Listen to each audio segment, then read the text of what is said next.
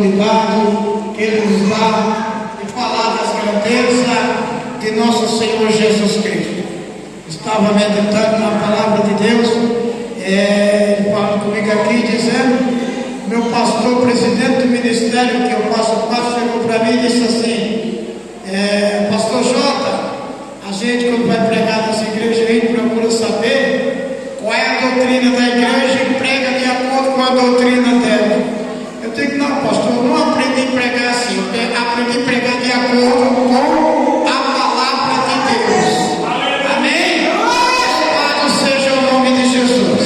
O apóstolo Pedro, no capítulo de número 4, versículo de número 11, ele vai dizer que a gente tem que falar tudo quanto nesse livro está escrito. No capítulo 3 do livro de Ezequiel, versículo de número 17, Deus nos diz a seguinte palavra: eu te me constituí por atalaia, aquilo que eu mandar, tu falar, tu fala. Louvado seja Deus. Aí nós vamos para Timóteo, quando Paulo diz, procura te apresentar-te como obreiro do Senhor, manejando bem a palavra da verdade e não tenha de que se envergonhar.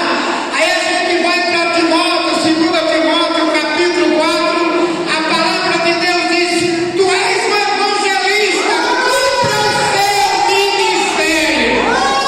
Amém? Irmão, lá no capítulo 9 do livro de Isaías, nós vamos encontrar os 5 nomes de Jesus, conselheiro, príncipe da paz, que é o último nome dele, príncipe da paz. Louvado seja Deus. Mas a gente passa lá para Mateus, nós vamos encontrar também quando Jesus diz, não pense que eu vim trazer paz sobre a terra, mas dissensões entre os homens. Louvado seja Deus. O que é que Jesus quer dizer com esta palavra, irmão? Porque ele veio com a verdade e o mundo amou mais a mentira. Louvado seja Deus. Nós podemos colocar, antes de começar a palavra, colocar uma descrição que está lá no capítulo 16 do livro de Atos, quando uma mulher expulsava demônio, fazia maravilha, mas não era de Deus. Paulo e Silas, ao contemplar aquela mulher, foi lá, repreendeu o demônio que estava nela e todos aqueles sinais foram cessados, porque Jesus tinha dito que vinha pôr exceção entre os homens. Louvado seja Deus. Então Paulo buscou a prisão dele e Silas, mas Deus tirou ele de lá, porque aquele que prega a verdade de Deus, a palavra de Deus diz, não tema os homens, que ele tem poder de matar o corpo, mas o espírito vivifica. Esse aí viu voz como ovelha no meio de lobos. Louvado seja o nome de Jesus. Meus irmãos, nós estamos no fim. Louvado seja Deus. Nos últimos dias, nos diz a palavra de Deus que tem surgido muitos falsos profetas, com palavras bonitas, risonhas, que enganam até os escolhidos. Louvado seja Deus. Mas o diabo tem poder para fazer maravilha. Olha aqui para mim, irmão. Olha aqui para mim. Olha aqui. Aqui se compara duas imagens. Primeiramente eu vou falar do grande e poderoso, em primeiro lugar, onisciente, onipresente e onipotente. Agora vamos falar deste ser com